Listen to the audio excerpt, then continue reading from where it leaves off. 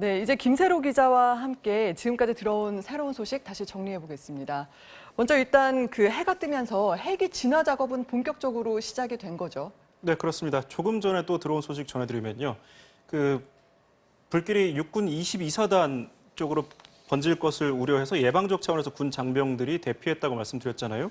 22사단 탄약고 주변은 한 약 95%가 진화됐다고 합니다. 참 다행스러운 소식이고요. 새벽 5시 반을 기해서 말씀하신 것처럼 소방 헬기가 투입이 됐습니다. 38대가 투입이 됐는데 이전까지는 전국에서 동원된 소방력과 그리고 산불 예방 진화대가 그 산에 올라가서 불이 민가 쪽으로 번지는 것을 막기 위해서 저지했다면 이제는 공격적인 산불 진화가 가능해진 것이죠. 다만 안전상의 문제 때문에 80헥타르가 넘는 지역에 이 소방 헬기가 대거 집중적으로 투입이 되면 사고 우려가 있기 때문에 5개 조로 나눠서 헬기를 운용할 계획이라고 소방당국이 밝히기도 했습니다. 또 소방당국은 오전 중엔 불길을 모두 잡을 것으로 예상했는데 바람이 변수입니다. 작년 고성 산불 때도 불길이 모두 잡혔다, 또 주불이 모두 잡혔다 이렇게 발표가 됐다가도 다시 연기가 나는 지역에서 다시 재발화해서 불길이 시작되기도 했거든요. 실제로 기상청도 오전 9시쯤엔 강풍주의보가 해제될 것으로 전망을 했는데 낮 동안에도 초속 10m 정도의 바람이 강하게 불 것으로 전망하기도 했습니다.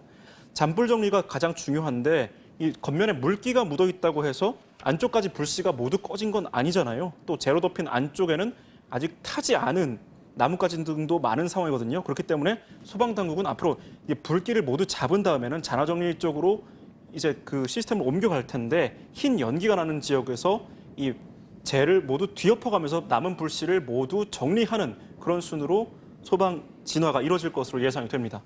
네, 1년 만에 다시 큰 불이 나서 무엇보다도 주민들이 크게 놀랐을 것 같은데요. 주민들 대피 상황 지금 현재 어떤지 좀 정리해 주시죠.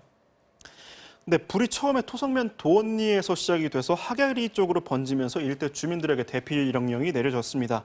하지만 자정을 기해서 불이 급속도로 번졌고 또 교암리와 금화정리 주민들에까지 대피 명령이 확대되기도 했습니다.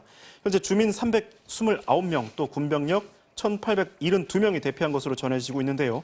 새벽 4시 기준으로 토성면 천진초등학교, 그리고 또 천진 이리마을회관, 또 아야진초등학교의 주민들이 대피한 것으로 전해졌습니다.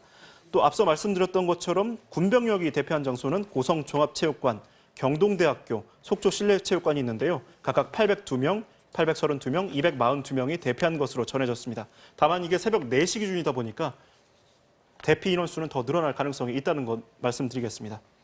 네, 김세로 기자 잘 들었습니다. 잠시 뒤에 또 상황 들어보도록 하겠습니다.